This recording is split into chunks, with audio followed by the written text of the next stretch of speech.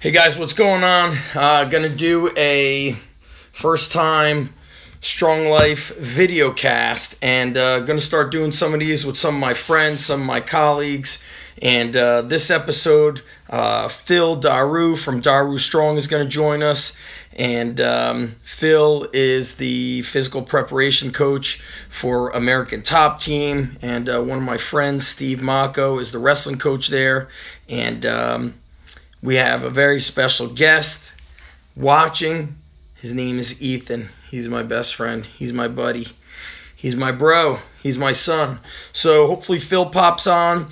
Gonna do a little bit of Q&A here, and talk MMA training, talk training for combat sports, and probably gonna try to jump into really the the dedication aspect. So when I see Phil come on, I'm going to see if I could get him to join in here. Let me see what I could do here. Go live with, let's see.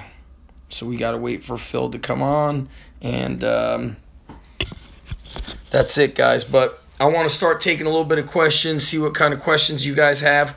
My goal is to try to save these, pull the audio, put them on the Strong Life podcast on iTunes and Stitcher. And hey, buddy, what's up, buddy? Daddy is going to do an interview with one of his friends who coaches at American Top Team. I actually took my son to a wrestling practice there like 2 years ago when he was younger, and try to get him to go there again the next time we go as he's kind of progressing.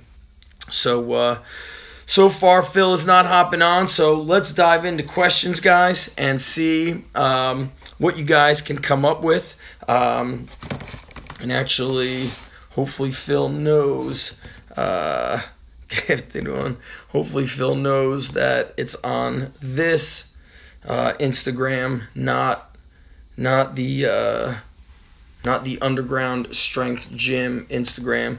So Nick's asking about advice getting over the flu, and there's like a unique flu virus going around right now. I think it's called like flu virus B. I think my kids got it not long ago. Some of the athletes at the college got it. So, old school wisdom is sleep and starve the flu. So that way your body can't feed off of any bacteria in your stomach, and you got kind of like cleanse your body out that way. Drinking tea, drinking a lot of water, staying super hydrated. And I may have spoken about this in a previous podcast where I said how I was feeling run down, feeling beat up, and what I did was I was feeling some sort of flu come along. Hold on a second, guys, see if I could send Phil a message. I was feeling a little bit run down. I came home, fell asleep, and let's see, on Instagram Live now. Phil might be actually coaching. And slept, took a hot shower after that. I actually trained with my 4 o'clock group. I trained with them. And then 5 and 6 p.m. I did light training with that group. I did like the supplemental work, sleds, back extensions, band work. And I know a lot of people would say, hey man, that might be too much. But I felt like I had to work my body to get rid of whatever, virus was trying to linger inside of me. Came home, took another hot shower, shaved, and I basically wanted to stay active. Shout out to my man Scotty at All Star Bagels in Manasquan. That's the place. And somebody was asking, what do you think about the keto diet? Listen to my latest podcast with Dr. Tom Incledon, where I asked him about, this is a very I feel like it's becoming like a blanket statement. People are just throwing that word around. It's another fad. In fact, there's like a keto podcast now, whereas a couple of years ago it was paleo podcasts. So here's the thing. I said, is that a blanket statement? He goes, yes, it is, because some people could eat keto and their body will convert the proteins and the fats into glycogen. So he said that they might the body might think that they're carbs, and he goes, the only way to know what's going on with the body is do blood work. And even Rob Wolf ran like a self-experiment with himself and his wife. They ate different kind of carbs with different glycemic indexes to see how they responded to that carbohydrate. And he said he responded great to rice, but then his wife ate rice, and she had this negative reaction to it. So C Cameron 666 saying, I'm opening my first facility in a month. Hit me with your top 3 things. Number 1, I'd say your location is super crucial. I have 2 locations right now, and meaning you've got to be in an area where people respect hard work, people are motivated. So I have one spot that it's not on, like, you don't get a lot of foot traffic. With all this internet stuff that I do, guys, there's still a ton of people that don't know that we're there. Number 2, I would say that, so location is number 1, not just in front of, people's eyes, but where are you? So the majority of kids that are coming to my one gym down here in Manasquan come from the surrounding towns, super blue collar, places that they really respect and want to attack the athletics. Our other location is in a more affluent area, much higher population, lots of schools in the area, so a bigger pool of athletes to pull from. And the best thing about that place is we're in a building that's basically combat sports organized. Central focus is combat sports, boxing, Muay Thai, jiu-jitsu, wrestling. So they're all under the same building, so the convenience factor is huge. I don't want to impose my intensity on other people, but I am super biased. I am biased towards the hard workers, the dedicated people. I'm so uninterested in people that are, not workers, workhorses. I just don't like people who can't motivate themselves or think they're too good for it, meaning, hey, I'm strong enough, I don't need that, I'm too fast, I'm too tough. I look at the best athletes in the world. Kyle Snyder's a perfect example. The guy's a Olympic gold medalist, world champion. I believe he won the worlds at age 19. And bearded jarhead in the house. Love what you're doing, my man. Love what you're doing, just destroying the training outdoors and bringing people along with you. But Kyle Snyder, he's not skipping workouts. He's not saying, I'm too good, I won the gold, I won the worlds, I'm strong enough. I just cannot relate to that. And for me, running a business and me being the... Oh, sorry about that, guys. Had a quick phone call. What do we have here? So, I honestly feel like I'm not the best guy to coach because I think I'm just too intense for most athletes nowadays, adults nowadays. Most people just can't relate to that kind of, I don't even know what I would say, those high standards. And to me, really, like, hard work is the normal standard. I don't see it as like a high standard. So food for thought, I've met so many coaches who got into it to train athletes, and now they're training adults. And listen, there's nothing wrong with training adults, but they had one goal and they had one vision and they had something in their heart saying train athletes. And they train no athletes. I mean, I've spoken to some big names that train NFL players, pro athletes, and they're like, but for the life of me, we can't even sell parents on a $150 a month, high school strength and conditioning program when they're walking in and they're seeing pro athletes being trained in Division I athletes. So it's pretty weird. It depends on your area. I know my buddy was on earlier. His Instagram is Idolmaker, and they are located in Miami. And Miami is big football. It's big on sports. People are hungry to win, and I think you got to be in a place where the culture is about winning, because we think we're going to influence and inspire and change all these people, but I'll be damned. people are very against hard work. In fact, hard work is punishable. If you've seen a lot of these coaches, they get in trouble because somebody's doing sprints, like God forbid. So it's interesting. I'll leave it at that. So, all right, guys, I'm okay with Phil not hopping on. Oh, athletic performance. Are any plans for a level 2 cert or a mastermind this year? You know, that's a tough one. I'll probably do something in the springtime with Travis Mash, but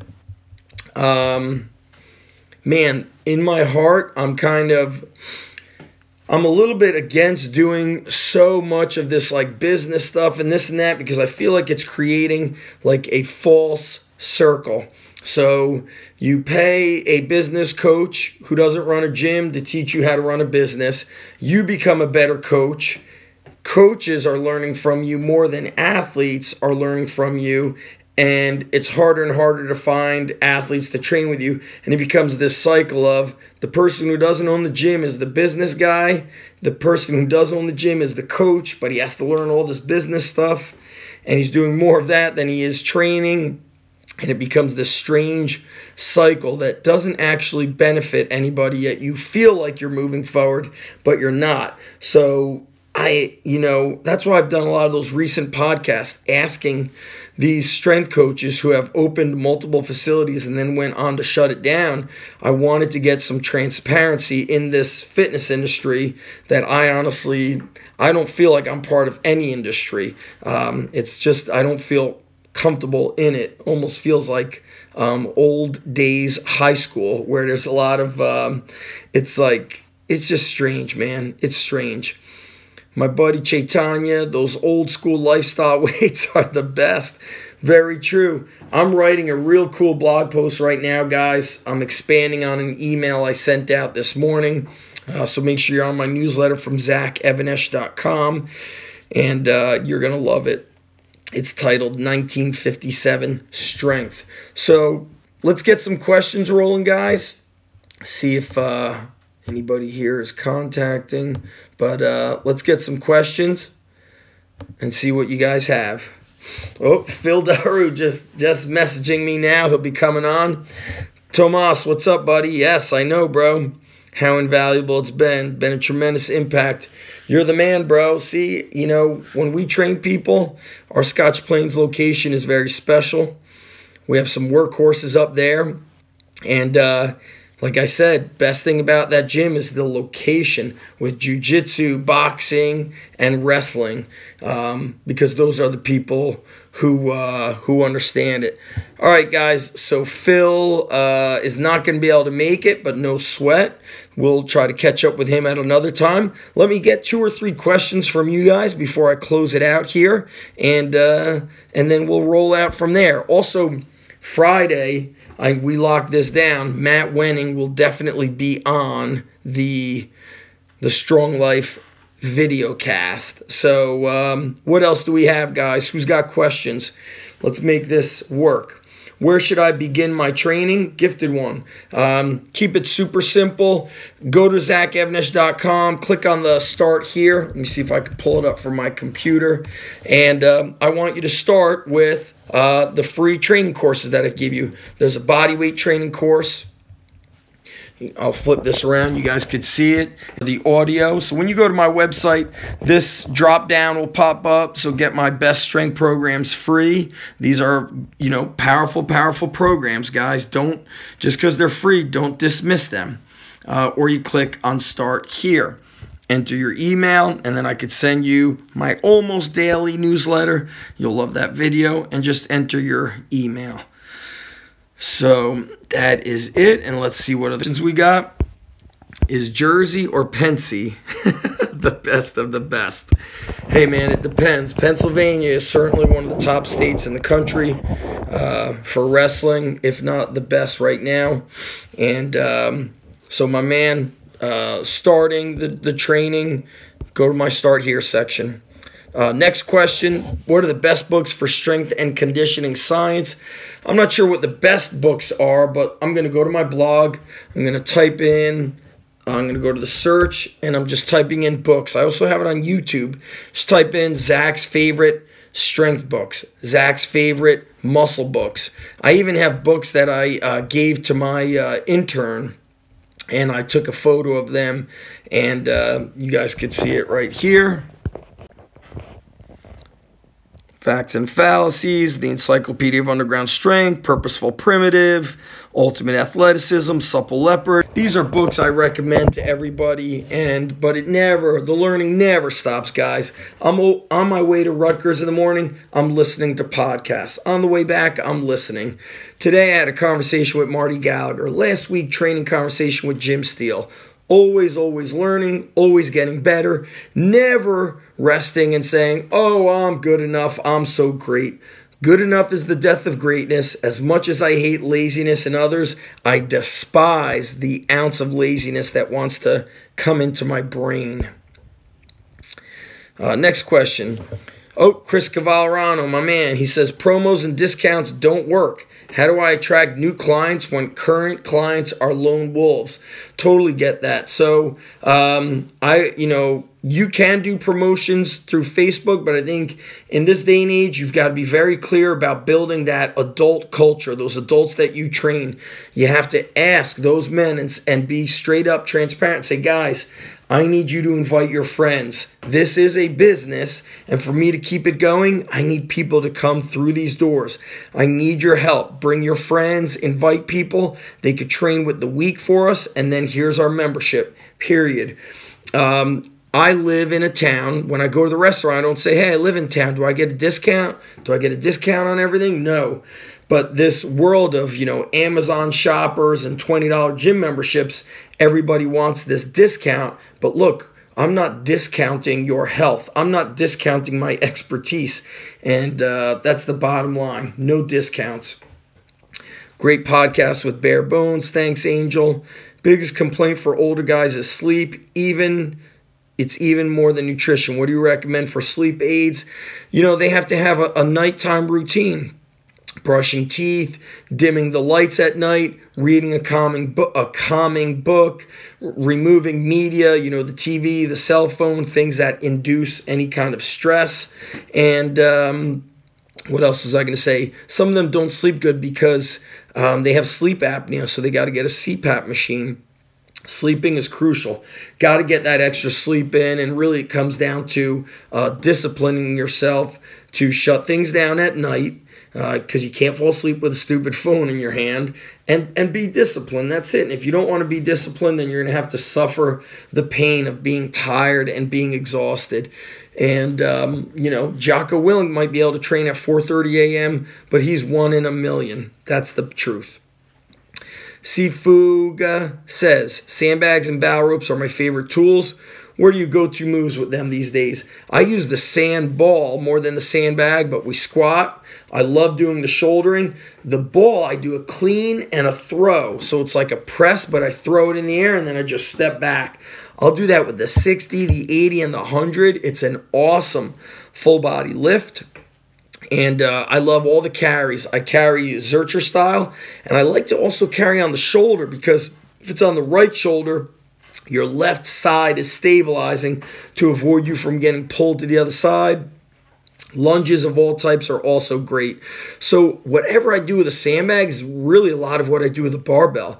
Squat, carry, clean and press, bent over row. Chris, what you can do as a February challenge is on the whiteboard, put up a section and put down the name of everybody in your group and then how many people they refer. So they get a tally mark whenever they refer somebody, not somebody who just signs up, whoever they refer.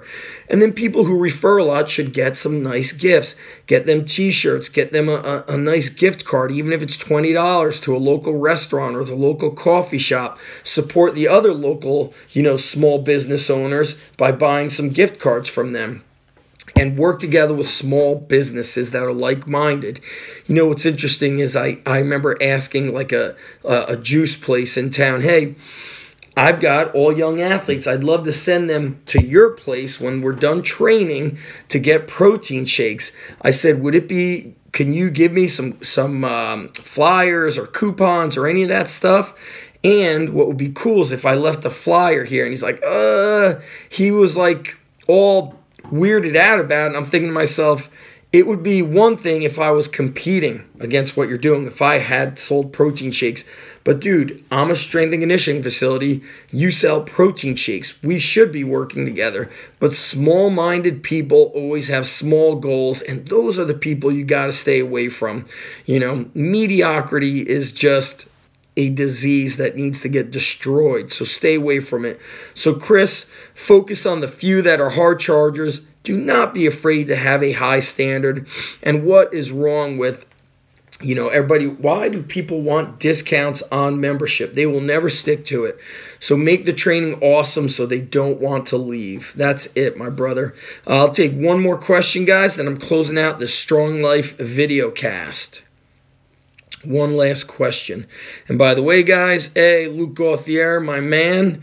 Jose, what's up, brother? By the way, guys, Intex Strength, they sponsor my podcast. IntexStrength.com, and the code is ZAC100 for 10% off. Got their trap bar, got their bars, got their dumbbells. I've got their black bumper plates, which as much as I love the sound of iron, those black bumper plates with chalk on them, they look raw. I like that stuff. I like it a lot, baby. So let me take a final question, guys.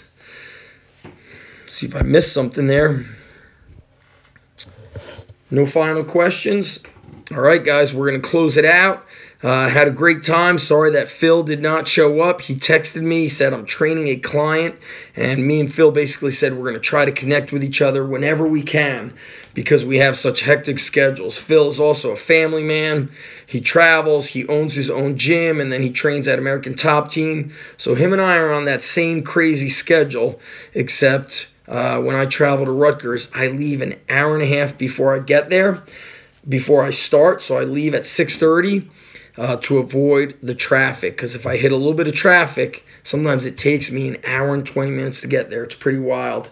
That's it, guys. Head on over to ZachEvnish.com. Sign up for the newsletter at the Start Here button. UndergroundStrengthCoach.com. I updated it with the Grip Strength Experts book. House of Pain said, congrats on your wrestler's accomplishments. Thanks, brother. That's Michael. Michael, those guys, they do all the work. It's not me. And those that are not accomplishing, sometimes it's a matter of them. You know, it's a long road. They got to keep doing it. And then those that aren't, they have more work to do. So it's not just, do they train with us? That's the normal. Now, do you do extra work? Do you wrestle? And when you do wrestle, do you show up 10 minutes early, stay 10 minutes late? The world needs a lot more hard workers, but on the flip side, the lazy people make it easy for the winners to win. Because if I say, hey, I wish everybody was great, well, then everybody would get gold medals, and that's just not the reality. So got one of the moms, Angie, going on, and a story about her son. I feel like this kid was raised like in the samurai life.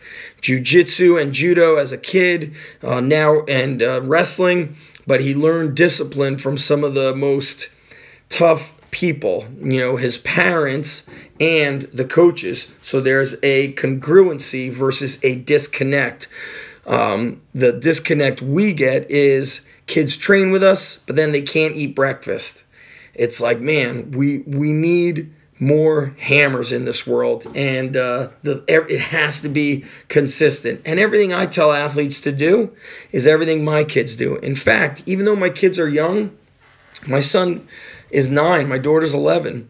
When my son comes to the gym, when my wife has to take my daughter to tennis, if he comes into the gym, my gym, the weight room, the iron, does not discriminate. There's no special snowflakes. My son does not get to slack off because daddy owns the gym. And I treat him as such. I tell him, I go, if you half-ass it in here, I will kick you out. You will walk home.